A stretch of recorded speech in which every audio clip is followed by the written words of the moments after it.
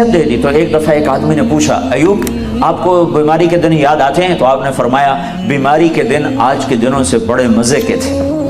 تو انہوں نے پوچھا وہ کیسے مزے کے تھے؟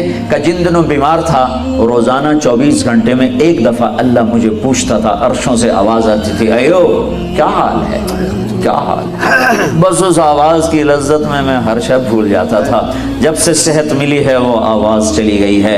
تو جب اللہ پردے بھی ہٹا دے اور جنت میں بھی بٹھا دے اور جلوے بھی دکھا دے اور کلام بھی سنائے تو اس میں پھر کیا بتاؤں کہ کیا حال ہوگا۔ لیکن یہ ان کے لیے ہوگا جو یہاں اپنے کانوں پر میوزک کو حرام کر لیتے ہیں۔ یہ چند دن کے کانوں پہ پردے ڈال لو، پھر تمہیں اللہ اپنا کلام سنانے والا ہے، اپنے نغمے سنانے والا ہے، جنت کے نغمے سنانے والا ہے۔ جنت میں ایک نہر ہے جس کا نام ہے ہرول، ایک دودھ کی نہریں، شہد کی نہریں، شراب کی نہریں، پانی کی نہریں۔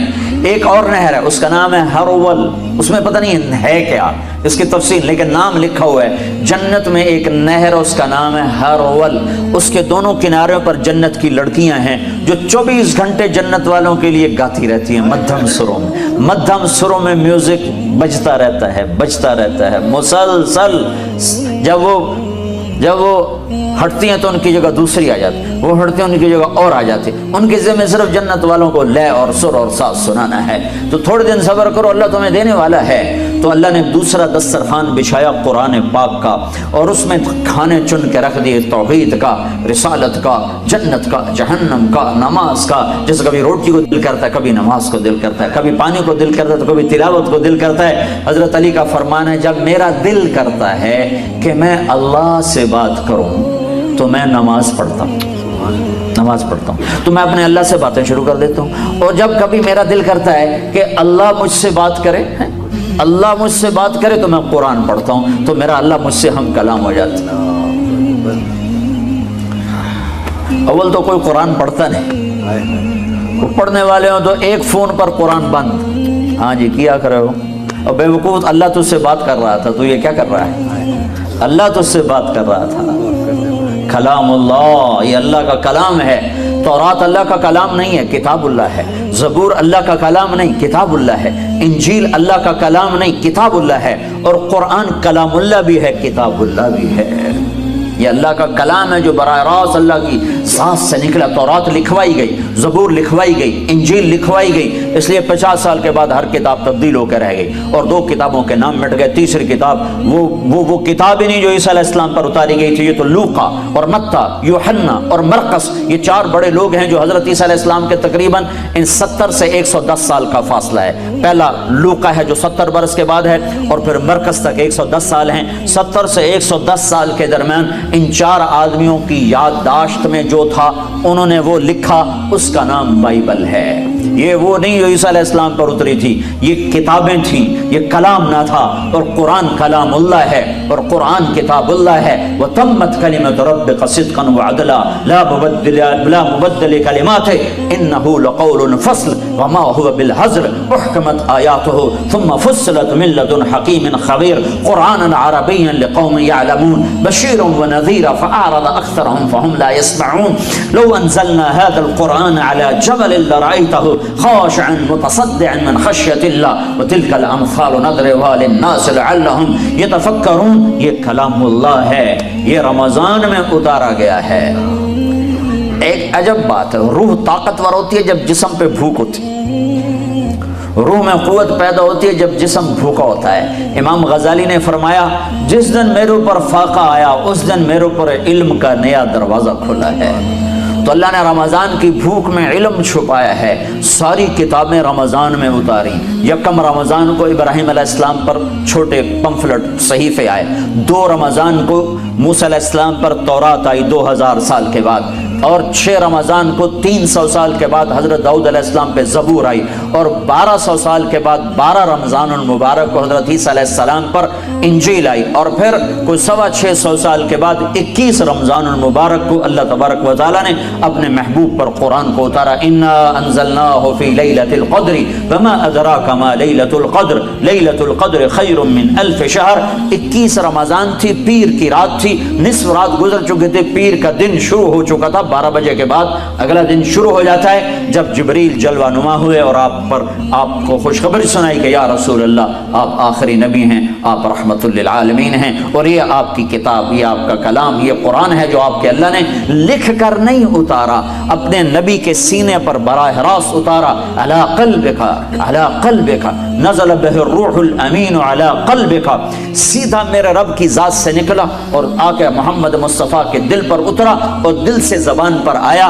اس کلام کو مٹایا نہیں جا سکتا، بدلا نہیں جا سکتا، تبدیلی نہیں لائی جا سکتی، یہ نہ مٹ سکتا ہے، نہ بدل سکتا ہے، نہ زیر زبر میں فرق آ سکتا ہے۔ اسے اللہ اٹھائے گا قیامت کے قریب، صبح اٹھیں گے تو سارا قرآن خالی پڑا ہوگا، ایک حرف نہیں لکھا ہوگا، سارے ورق خالی، بدل نہیں سکتا ہے۔ تو قرآن ایک دسترخوان ہے جس میں روح کے لیے کھانے چنے ہوئے ہیں، کہیں توحید کا کھانا ہے، کہیں رسالت کی غذا ہے، محمد الرسول اللہ والذین معہ اشداء علی الکفار، کہیں محمد مصطفیٰ کی ختم نبوت کا بیان ہے، ما کان محمد ابا احد من رجالکم ولکن رسول اللہ وخاتم النبیین وکان اللہ بکل شیء علیما، کہیں آپ کی رحمت للعالمین کا بیان ہے، وما ارسلناک الا رحمتا للعالمین، کہیں آپ کو لاڈ سے پکارا جا رہا ہے، یا ایھا المزمل قم اللیل الا قلیلا، کہیں محبت کے ساتھ پکارا جا رہا ہے، یا ایھا المدثر قم فانذر، کہیں آپ کو مختلف خوبصورت لقب دیے جا رہے ہیں، انا ارسلناک شاہدا ومبشرا ونذیرا وداعیا الی اللہ باذنہ وسراجا منیرا، کہیں آپ کی سارے عالم کی نبوت کو بتایا جا رہا ہے، تبارک الذی نزل الفرقان علی عبدہ لیکون للعالمین نذیرا، کہیں آپ کی طرف سے صفائیاں پیش کی جا رہی ہیں اور آپ وکیل صفائی میرا اللہ بنتا ہے۔ وکیل دلائل پیش کرتا ہے اور گواہ قسم اٹھاتا ہے۔ قسم اٹھانا وکیل کے، جو وکیل قسمیں اٹھانا شروع کر دے تو وہ کچا پڑ جاتا ہے، وکیل کا کام ہے دلائل دینا، اور گواہ سے قسم اٹھائی جاتی ہے۔ ہمارے دیس میں عدالت میں گواہ سے قسم اٹھائی جاتی ہے۔ اللہ واحد ذات ہے جو اپنے حبیب کے لیے وکیل بھی بنتا ہے، گواہ بھی بنتا ہے، قسمیں بھی اٹھاتا ہے۔ والنجم اذا ہوا ما ضل صاحبکم وما غوا وما ينطق عن الهوى ان هو الا وحی یوحى علمہ شدید القوى ذو مرة فاستوى وهو بالافق الاعلى ثم دنا فتدلى فكان قاب قوسين او ادنى فاوحى الى عبده ما اوحى ما كذب الفؤاد ما راى افتمارونه على ما يرى، قسمیں اٹھاتا ہے گواہ بن کر، دلائل دیتا ہے وکیل بن کر۔ فلا اقسم بما تبصرون وما لا تبصرون انه لقول رسول کریم وما هو بقول شاعر قلیلا ما تؤمنون ولا بقول کاہن قلیلا ما تذکرون، قسمیں والضحى واللیل اذا سجى ما ودعك ربك وما قلى وللآخرة خير لك من الأولى ولسوف يعطيك ربك فترضى ألم نشرح لك صدرك ووضعنا عنك وزرك الذي أنقض ظهرك ورفعنا لك ذكرك إنا أعطيناك الكوثر فصل لربك وانحر إن شانئك هو الأبتر۔ یہ رسالت کو چنا ہے روح کے دسترخوان پر کہ آ اس چشمے سے سیراب ہو، محمدی نظر آ، اے امت محمدی نظر آ، اے امت محمد کے نوجوان محمدی نظر آ، اے امت محمد کی بیٹی محمدی نظر آ، تیرا روپ، تیرا سراپا، تیری چال، تیری گفتار، تیرا اٹھنا، تیرا بیٹھنا، تیرا رکنا، تیرا چلنا، تیرا بولنا، تیرا خاموش ہونا، ہر شے سراپا نبوت میں ڈھلا ہوا ہو۔ تو محمد مصطفیٰ صلی اللہ تعالی علیہ وسلم کی غلامی میں آ جا، اللہ تمہیں ساری دنیا سے آزادیاں نصیب فرما دے گا کہ ایک ہے اوپر اور ایک ہے نیچے، جس سے اللہ نے عشق کیا، پیار کیا، محبت کی، حبیب بنایا، محمد کہا، احمد کہا، ماہی اور حاشر اور عاقب اور فاتح اور خاتم اور ابو القاسم اور طٰہٰ اور یاسین اور مزمل اور مدثر اور مبشر اور نذیر اور داعی اللہ اور سراج منیر، اور کیا کیا خوبصورت ناموں سے نوازا اور اعلان کیا، فلا وربک لا یؤمنون حتی یحکموک فیما شجر بینہم۔ اے میرے نبی یہ بتا دے اوسلو والوں کو کہ مجھے تیرے رب کی قسم ہے۔ یہ قرآن کی سب سے خوبصورت قسم ہے۔ قرآن نے مختلف جگہوں پہ قسمیں اٹھائی ہیں، یہ قرآن کی سب سے خوبصورت قسم ہے کہ اللہ کہہ رہا بتا دے ان کو کہ مجھے تیرے رب کی قسم، جب تک تیری غلامی میں نہیں آئیں گے میں قبول نہیں کروں گا۔ تیری غلامی میں آنا پڑے گا۔ وردی کی قیمت ہے کہ نہیں ہے؟ وردی کی قیمت ہے کہ نہیں ہے؟ کوئی کام نہ کرے، وردی پہ تنخواہ ملتی ہے کہ نہیں ملتی؟ تو کیا میرا نبی ہمیں چیتے کی وردی ہے؟ شیر کی وردی ہے، اور گدھا بھی وردی میں پھرتا ہے، بلی اور بلوں کی بھی وردی ہے، چوہے کی بھی وردی ہے، پتنگے پروانے کی وردی ہے، مرغے اور مرغی کی وردی۔ وردی سے نہیں پتہ چلتا یہ مرغا ہے یہ مرغی ہے، یہ مور مادہ ہے یہ نر ہے، وردیوں میں ہیں۔ تمہیں میرا نبی ننگا بھیج گیا ہے، تمہاری کوئی وردی نہیں، تمہاری کوئی پہچان نہیں۔ میرے نبی کی ہر ادا زندہ ہے، سلامت ہے، موجود ہے، محفوظ ہے، قیامت تک رہے گی۔ جب قرآن اٹھایا جائے گا تو میرے نبی کی سیرت کو اٹھایا جائے گا، اس سے پہلے کوئی دجال، کوئی بڑے سے بڑا بھی نہیں اٹھا سکتا۔ یہ محکم کتاب کی طرح محکم حدیث ہے۔ ایک فتنہ اٹھا پاکستان میں، حدیث تو 300 سال بعد لکھی گئی، پتہ نہیں اللہ کے نبی کی ہے کہ نہیں ہے۔ ان بیچاروں کو پتہ نہیں ہے کہ یہ کس کا کلام ہے، یہ کس کا کلام ہے اور کون حفاظت کر رہا ہے۔ میری ماں مر گئی، میرا ابا مر گیا، میں نے ان کی چیزیں اٹھا کے سنبھال کے رکھ لی۔ میں چھوٹا سا ذمہ دار ہوں، میں اپنی طاقت کے مطابق اپنے ماں باپ کی چیزوں کو ضائع نہیں ہونے دیا۔ ان کو میرے کسی کام کی نہیں ہے، بس یادگار ہیں۔ میرے ابے دی ہے، اے میری اماں دی ہے، اے میرے ابے دی شیروانی کھلوتی ہے، اے دی ٹوپی کھلوتی ہے، اے دی خسا پہ ہویا ہے، یہ یادگار ہیں۔ میں نے اپنی وسعت کے مطابق ان کی چیزوں کو سمیٹا۔ میرا اللہ کتنا طاقتور ہے جس کی ان القوت للہ جميعا قل ان الامر كله للہ للہ الامر من قبل ومن بعد ان الامر كله للہ۔ اس اللہ نے ارادہ کیا کہ میں نے محمد مصطفیٰ کی ہر چیز کو محفوظ کرنا ہے۔ تو کوئی ہے دجال جو میرے نبی کی حدیثوں میں من گھڑت حدیثیں داخل کر دے؟ اللہ سو گیا ہے؟ اللہ غافل ہو گیا ہے؟ اللہ تعالیٰ کی طاقت سے بڑھ گئے ہیں دجال اور انہوں نے اللہ کے نبی کے کلام میں کلام داخل کر دیا؟ نہیں نہیں نہیں، یہ سارا کلام سند کے ساتھ ہمارے پاس آیا ہے، بغیر سند کے ایک قول نہیں ہے۔ میں نے بخاری محمد عبداللہ سے پڑھی، انہوں نے خیر محمد سے، انہوں نے انور شاہ سے، انہوں نے محمود الحسن سے، انہوں نے محمد قاسم سے، انہوں نے عبد الغنی سے، انہوں نے محمد اسحاق سے، انہوں نے عبد العزیز سے، انہوں نے شاہ ولی اللہ سے، انہوں نے ابو طاہر مدنی سے، انہوں نے ابراہیم کردی سے، انہوں نے احمد القشاشی سے، انہوں نے ابو المواہب شناری سے، انہوں نے ابو محمد بن احمد الرملی سے، انہوں نے ابو یحییٰ انصاری سے، انہوں نے ابن حجر الاسقلانی سے، انہوں نے ابراہیم بن احمد التنوخی سے، انہوں نے احمد بن ابی طالب سے، اور انہوں نے عبد الرحمن بن اول سے، انہوں نے حسین بن مظفر الدابودی سے، انہوں نے محمد بن یوسف الفربری سے، اور انہوں نے امام بخاری سے، امام بخاری نے حمیدی سے، حمیدی نے سفیان سے، سفیان نے یحییٰ بن سعید سے، انہوں نے محمد بن ابراہیم سے، انہوں نے علقمہ بن وقاص سے، انہوں نے عمر بن خطاب سے، اور انہوں نے محمد مصطفیٰ سے سنا انما الاعمال بالنیات۔ میں ایک حدیث کے پیچھے سارے سلسلے پڑھ کے سنا دیے ہیں کہ میں طارق جمیل نوائے وقت سے پڑھ کے نہیں بول رہا ہوں، اور میں اردو ڈائجسٹ سے پڑھ کے نہیں بول رہا ہوں، اور میں ریڈر ڈائجسٹ سے پڑھ کے نہیں بول رہا ہوں، ٹائم میگزین سے پڑھ کے نہیں بول رہا ہوں۔ میرے پیچھے 31 واسطے ہیں، میں ان واسطوں سے کہہ رہا ہوں انما الاعمال بالنیات۔ نیتوں کا دار و اعمال کا دار و مدار نیتوں پر ہے۔ میرے نبی کی ہر بات یوں مہر لگی ہوئی ہے، سکہ بند ہے۔ ارے وہ تو میرا نبی ہے، کوئی اقبال کی شاعری میں شاعری داخل کر کے دکھائے، اللہ کے فضل سے نکال کے باہر پھینکنے والے لوگ موجود ہیں، کہیں گے یہ اقبال کا کلام ہے اور یہ کسی اور کا کلام ہے۔ اقبال کے کلام کو پہچاننے والے تو موجود ہوں اور محمد مصطفیٰ کے کلام کو پہچاننے والے کوئی نہ ہوں۔ رہیں گے جب تک سورج مغرب سے نہیں نکلتا۔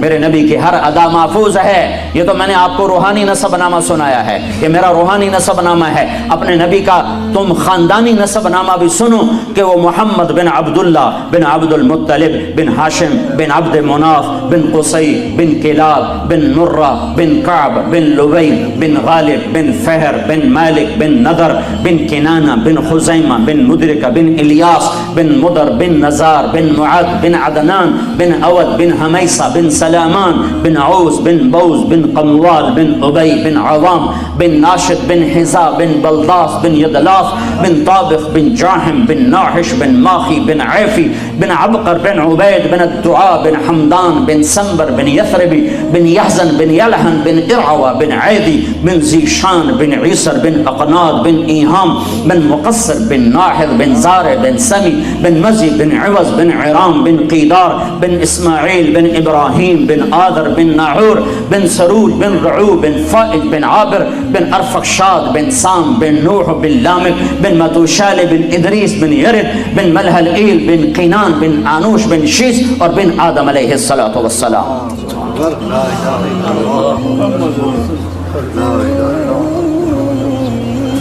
شک قرآن دسترخوان ہے.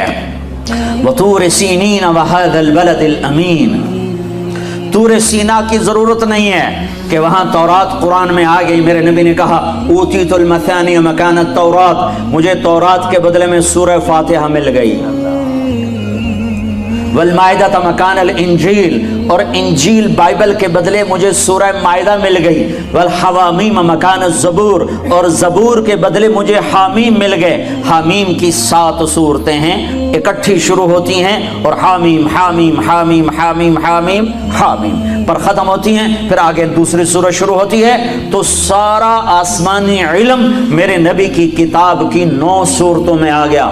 تورات سورۃ فاتحہ میں، اور بائبل انجیل سورۃ مائدہ میں، اور زبور حامیم کی 7 صورتوں میں. وفضلت بالمفصلات، اور باقی قرآن کے ذریعے سے میرے نبی نے کہا میرے اللہ نے مجھے عزت بخشی، مجھے سرداری بخشی، مجھے فضیلت بخشی. وطور سینین وہذا البلد الامین، طور سینا پر تورات اتری اور بلد امین میں قرآن اترا. ایک تورات کے اترنے کی جگہ ہے اور ایک قرآن کے اترنے کی جگہ ہے. اور اس بات میں یہ اشارہ ہے کہ اپنے ظاہری دسترخوان سے حلال چنو، حلال کماؤ. شراب بیچنے والا کبھی سکھ نہیں پا سکتا، کبھی سکھ نہیں پا سکتا. اگر میرا رب ہے تو سنو وہ کبھی سکھ نہ پائے گا. سود پہ کھانے والا، سود کھانے والا، چوری کرنے والا، ظلم کرنے والا، ستم ڈھانے والا، ہر طریقہ جو حرام اللہ نے مقرر کر دیا ہے اس سے رزق آنے والا سکھ نہیں پا سکتا. یہ دھرتی اللہ کی، آکاش اللہ کا، لیل و نہار اللہ کے، دن رات اللہ کے، ماضی حال اللہ کا، خوشی غمی پر اللہ قابض ہے. کبھی کبھی کبھی کبھی بھی حلال کھانے والے پر خزاں نہ آئے گی اور حرام کھانے والے پر بہار نہ آئے گی. گزارا نہیں ہوندہ، یہ تو بڑی معمولی سی بات ہے. یہ بات امام حسین بھی کہہ سکتے تھے، گزارا نہیں ہوندہ، میں یزید کی بیعت کرتا ہوں. ان کا نہیں، سر کاٹو، نیزے پہ چڑھاؤ، میرے جسم پہ گھوڑے دوڑاؤ اور امت محمد کو پیغام دو کہ اہل بیت یوں قربان ہوئے ہیں اپنے نانا کے دین پر. اور ان کو سنا دو کہ کلمہ اتنا سستا نہیں ہے، جنت اتنی سستی نہیں ہے. حسین کو تو جنت کا وعدہ تھا کہ حسن اور حسین جنت کے نوجوانوں کے سردار ہیں. میرے نبی نے خوشخبری سنائی. ابھی تو یہ شہزادے حسن پیدا ہوئے. میرے نبی نے پوچھا علی کیا نام رکھا ہے؟ کہا جی حرب. کہا نہیں حسن. حرب جنگجو. پھر حسین پیدا ہوئے 10 مہینے کے بعد. آپ نے پوچھا علی کیا نام رکھا ہے؟ کہا جی حرب جنگجو. کا نہیں یہ حسین، یہ حسین. پھر میرے نبی نے فرمایا جب سے آدم کی نسل چلی ہے یہ 2 نام اللہ نے سنبھال کے رکھے تھے میرے بچوں کے. آج تک کسی کا نام حسن حسین نہیں رکھا گیا. حضرت حسن سر سے لے کر کمر تک اللہ کے نبی کے مشابہ تھے، اور کمر سے لے کر پاؤں تک حضرت علی کے مشابہ تھے. اور حضرت حسین سر سے لے کر کمر تک حضرت علی کے مشابہ تھے، اور کمر سے لے کر پاؤں تک اللہ کے محبوب کے مشابہ تھے. اس لیے میرا نبی فرمایا کرتے تھے حسن میرا بیٹا ہے، حسین علی کا بیٹا ہے. دونوں سے پیار کرتے تھے لیکن حسن سے زیادہ پیار تھا. حسن سے زیادہ فرماتے تھے اور پیار دونوں سے تھا. دونوں کو کمر پہ بٹھا کر پاؤں اور گھٹنے زمین پہ لگا کر پورے کمرے میں چکر لگاتے اور فرماتے دیکھا تمہارا اونٹ کیسا زبردست ہے. نعم الجمل جملکما. دیکھا بچوں تمہارا اونٹ کتنا زبردست ہے، تمہیں کیسے سواری کرا رہا ہے. باہر نکلے اور ہاتھوں کی بجائے کندھے پہ بٹھائے ہو. یہاں عربوں میں عیب تھا بچے اٹھانا، پیار کرنا بھی عیب تھا، چے جا کے اٹھانا. اور یہاں اٹھانا تو کوئی سلیقہ نظر آتا ہے، کندھے پہ بٹھانا تو عجب نظر آتا ہے نا. تو آپ نے دونوں بچوں کو یہاں بٹھایا ہوا اور باہر آ گئے. تو ایک بدو نہ رہ سکا، ہوئے ہوئے یا رسول اللہ آپ ان سے اتنا زیادہ پیار کرتے ہیں کہ ان کو یہاں بٹھایا ہوا ہے. آپ نے کہا میں نہیں پیار کرتا ہوں، اللہ بھی ان سے پیار کرتا ہے. اور اگلی بات بھی بتا دوں، جو ان سے پیار کرے گا اللہ ان سے پیار کرے گا، جو ان سے بغض رکھے گا اللہ ان سے بغض رکھے گا.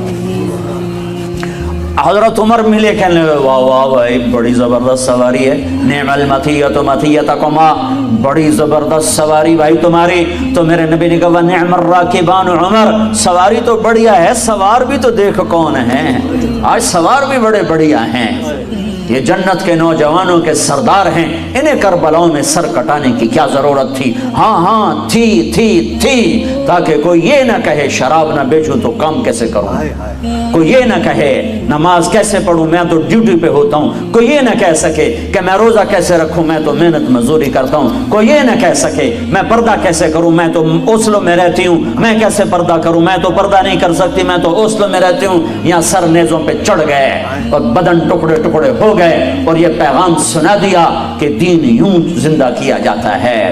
جنوں کے شہر میں سر بیچتے تھے مفت دیوانے، ادا کرنے یہی خوش رسم ہم بازار میں آئے۔ یہ یوں نمازیں پڑھ کے دکھائیں، سورج نصف النہار، سورج سر پہ آیا، یوں ڈھلا اور ظہر کا وقت داخل ہوا تو امام حسین علی مقام نے اپنے جھنڈے بردار زہیر رضی اللہ تعالیٰ عنہ، 3 جھنڈے تھے، ایک زہیر کے پاس، ایک بھائی عباس کے پاس، ایک حبیب کے پاس، زہیر رائٹ پر، عباس درمیان میں، حبیب لیفٹ پر۔ تو زہیر کو بلا کر فرمایا ان سے کہو ہمیں نماز پڑھنے کے لیے تھوڑی مہلت دے دو،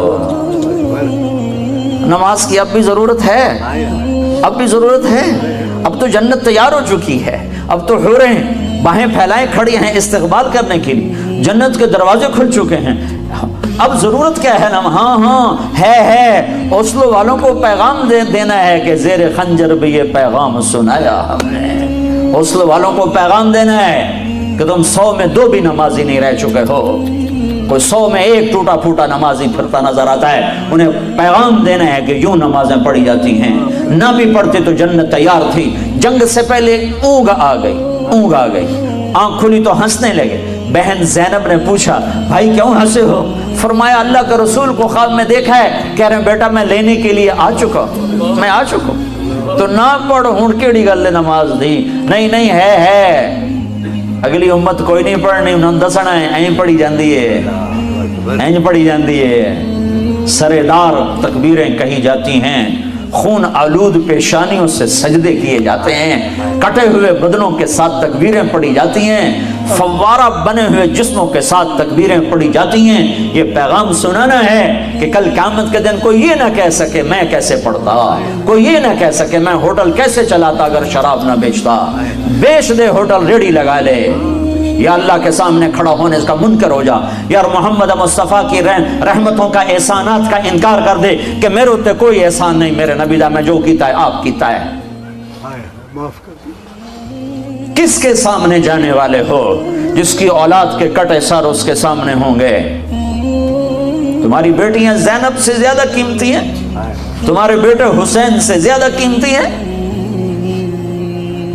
یا اپنی تاریخ بدل دو، کتابوں کو آگ لگا دو، جنت کو آگ لگا دو، دوزخ کو پانی سے بجھا دو، اور اگر یہ نہیں کر سکتے تو توبہ کرو، اس طرز زندگی سے باز آؤ۔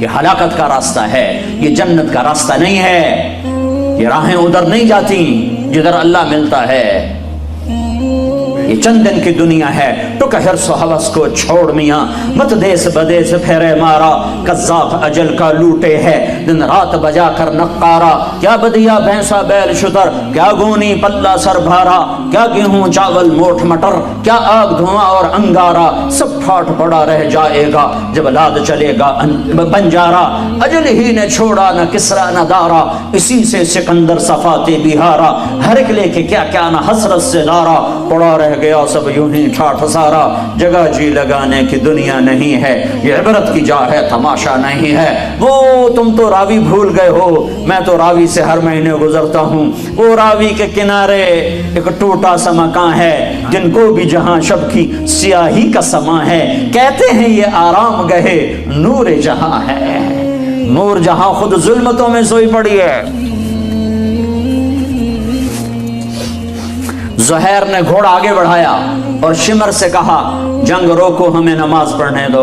اس نے کہا ہم تمہیں نماز میں بھی زندہ نہیں چھوڑ، قتل کریں، تمہیں نماز میں بھی قتل کریں، نماز کی کوئی چھٹی نہیں ہے۔ تو انہوں نے واپس آ کے عرض کی حضور وہ نماز کی اجازت نہیں دے رہے۔ تو آپ کہتے چلو ٹھیک ہے لڑو مرو، کہا نہیں نہیں نہیں، اوسلو والوں کو پیغام دینا ہے، وہ سوئے پڑے ہیں۔ کہا نہیں نہیں، آدھے ان سے جنگ کرو اور آدھے اللہ اکبر کہو، آدھے صفیں بناؤ اور آدھے ان سے ٹکراؤ. 25 آدمی 20 تو شہید ہو چکے تھے ظہر تک.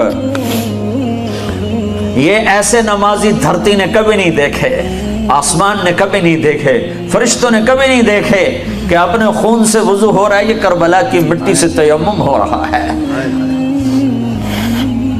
خون آلود پیشانیوں کے ساتھ, فوارہ بنے بدنوں کے ساتھ, ٹوٹے پھوٹے اعضاء کے ساتھ. اللہ اکبر. جب انہوں نے ایک تکبیر پڑھی ہوگی تو آسمان پہ کیا ہلچل مچی ہوگی.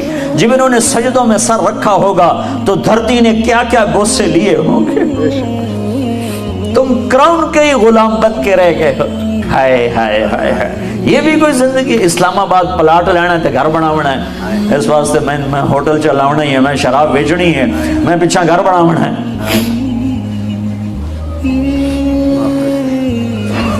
قرآن دسترخوان ہے جس پہ رنگا رنگ کے کھانے چنے ہوئے ہیں, کہیں توحید کے, کہیں رسالت کے, کہیں نماز کے, کہیں روزے کے, کہیں ذکر کے, کہیں تلاوت کے, کہیں عبادت کے, کہیں حقوق اللہ کے, کہیں حقوق العباد کے. پورا دسترخوان ہے جو رمضان میں اترا ہے. یہ قرآن کا مہینہ ہے. ساری آسمانی کتابیں رمضان میں. رمضان کو رمضان کیوں کہتے ہیں؟ چودھری رمضان ہے. رمضان کو رمضان کیوں کہتے ہیں؟ رمضان کا مطلب ہے جل جانا, جل جانا, جل جانا. رمضان یار مودو, جل جانا. تو رمضان کو رمضان اس لیے کہتے ہیں کہ اس میں 330 دن میں جو مردوں عورتوں نے گناہ کیے ہوتے ہیں, اللہ ہر روزے کے بدلے میں ان گناہوں کو جلاتا جاتا ہے, جلاتا جاتا ہے, جلاتا جاتا ہے. جب آخری دن آتا ہے تو تمام گناہوں سے روزے والا پاک ہو کے باہر نکل جاتا ہے. اس لیے اس مہینے کا نام رمضان رکھا گیا. جل جانا, جل جانا. کیا جلتا ہے؟ ایک گناہ جلتے ہیں, دوسرا کیا جلتا ہے؟ ایک نفس جلتا ہے. جب اس کو بھوک اور پیاس ستاتی ہیں تو پھر وہ اس کے اندر جو غلاظتیں جمع ہیں وہ جلتی ہیں, وہ جلتی ہیں. اور مادی طور پر بھی کیا جلتا ہے؟ پورے جسم میں جو فاسد مادے ہیں وہ جلنا شروع ہوتے ہیں, بشرطے کہ روزہ ہو. ایسا نہیں کہ سحری ہضم نہیں ہوتی تو افطاری اتنی کھاتے ہیں, افطاری اتنی کھاتے ہیں کہ وہ ہضم نہیں ہوتی تو سحری آ جاتی ہے, سحری اتنی کھاتے ہیں کہ وہ ہضم نہیں ہوتی تو افطاری آ جاتی. اگر کوئی 2-4 گھنٹے بھوک ستائے تو پھر سارا جسم اوورآل ہو جاتا ہے, سارا جسم نیا بن جاتا ہے اور روح میں روشنی پیدا ہوتی ہے. روزہ اللہ سے جڑنے کا سبب ہے. الصوم لی وانا اجزا بہ. روزہ میرے لیے اور روزے کا بدلہ میں خود. نماز کا بدلہ جنت, ذکر کا بدلہ جنت, ایمان کا بدلہ جنت, تلاوت کا بدلہ جنت, تعلیم و تعلم کا بدلہ جنت. اور روزے کا بدلہ اللہ نے کہا روزے کا بدلہ میں خود ہوں, روزے کا بدلہ میں خود ہوں. وانا اجزا بہ. اور یہ قرآن دسترخوان ہے جس میں ایک اور چیز بھی چنی ہوئی ہے جسے تم اور میں بھلا چکے ہیں. وہ ہے ھذا بلاغ للناس.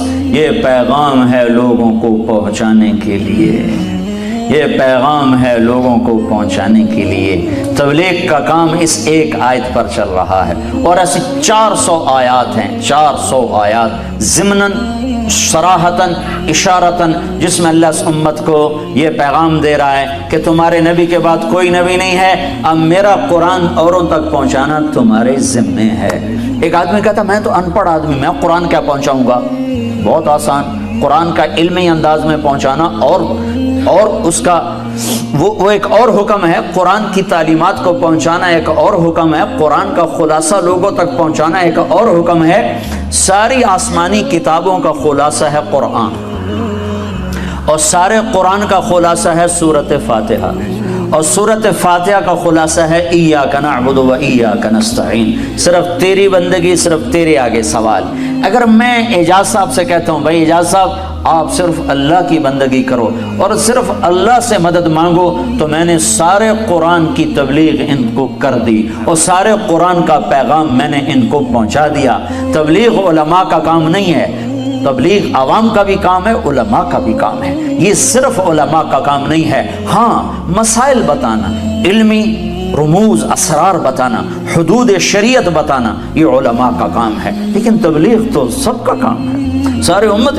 میں گورنمنٹ کالج لاہور میں پڑھتا تھا, ہمارے کالج کا لڑکا تبلیغ کیا کرتا تھا. کوئی عالم نہیں تھا, ایم اے آنرز کر رہا تھا. اس نے پورے پنجاب یونیورسٹی میں ٹاپ کیا اور گولڈ میڈل لیا. بنگالی تھا, اس پاکستان 70 کی بات, پھر اس کے بعد وہ کیمبرج یونیورسٹی گیا, وہاں اس نے اکنامکس میں PhD کی اور ٹاپ کیا, گولڈ میڈل لیا.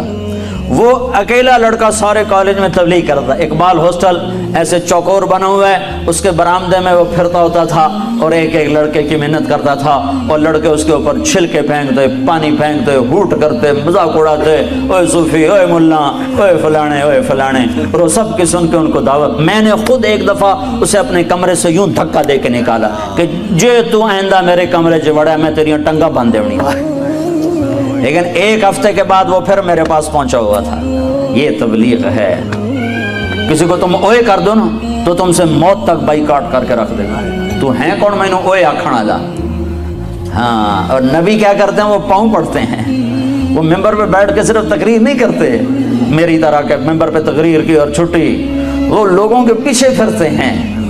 ھذا بلاغ للناس, یہ ایک اعلیٰ چیز دسترخوان پہ چنی ہوئی ہے, یہ پیغام ہے. ھذا ھذا ھذا, یہ پیغام ہے. بلاغ بلاغ بلاغ, پہنچانے کے لیے کدھر کدھر, للناس, لوگوں کو پہنچانے کے لیے. کیسے پہنچائیں؟ مسجد میں کوئی آتے نہیں, کتاب کوئی میرے والد صاحب رحمۃ اللہ علیہ بڑے ذمہ دار تھے اور کچھ دینداری بھی تھی, تو وہی مجھے نا بزرگوں کی کتابیں دیتے, بیٹا یہ کتابیں پڑھو. ان کو نظر آتا تھا اس کو میں نے لاہور بھیجا ہے تو یہ الٹا سیدھا ہو گیا, صحیح راستے پر نہیں ہے.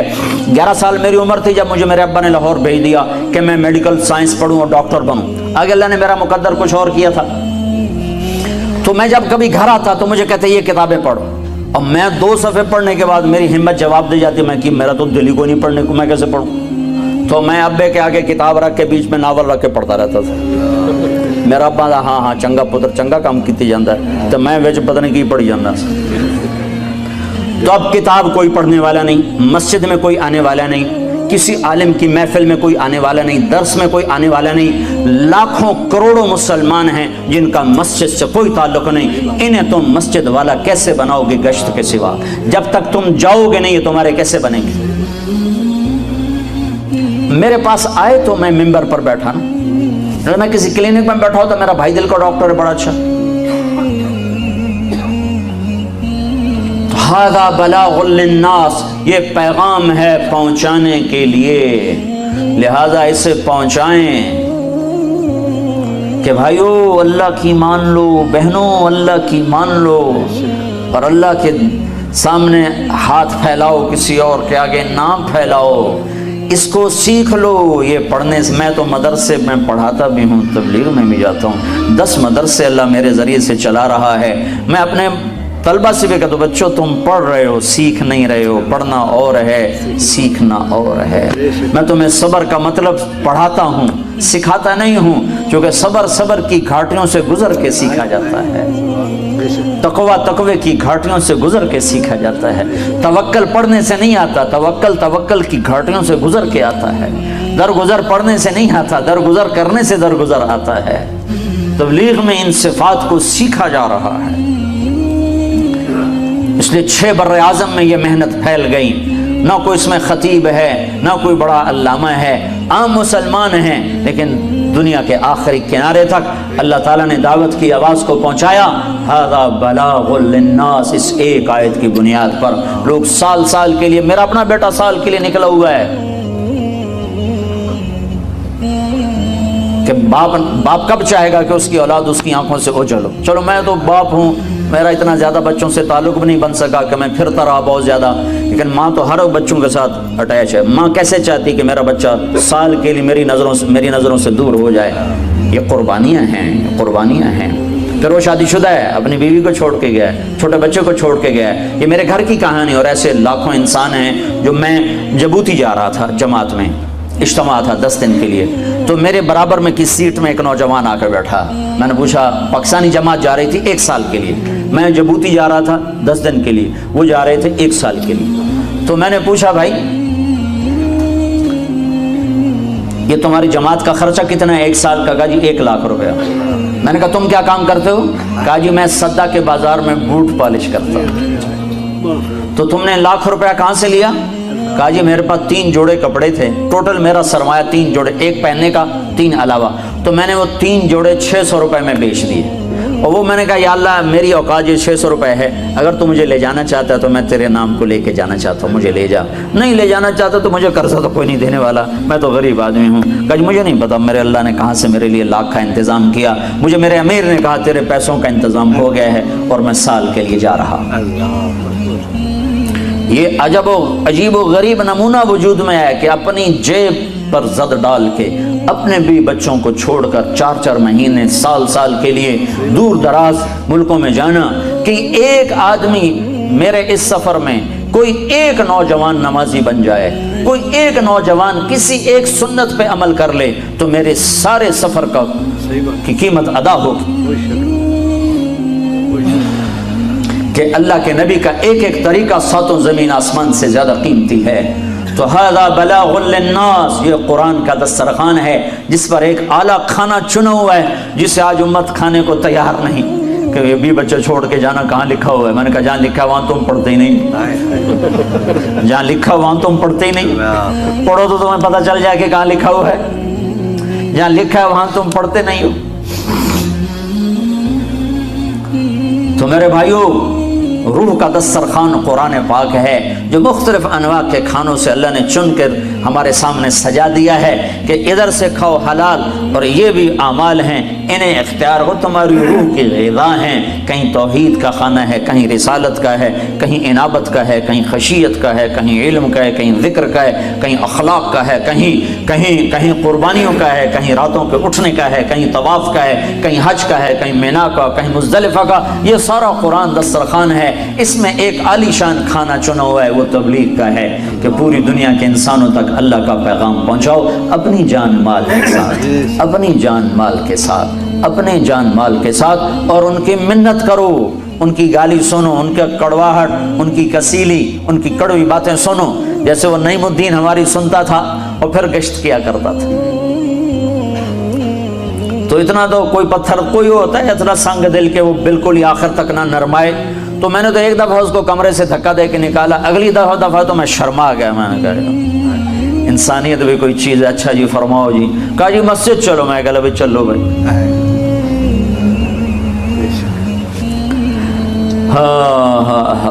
مدت ہوئی سیاد نے چھوڑا بھی تو کیا، مدت ہوئی سیاد نے چھوڑا بھی تو کیا، تاب پرواز نہیں راہ چمن یاد نہیں، زمانہ ہوا تبلیغ کا کام چھوڑے ہوئے۔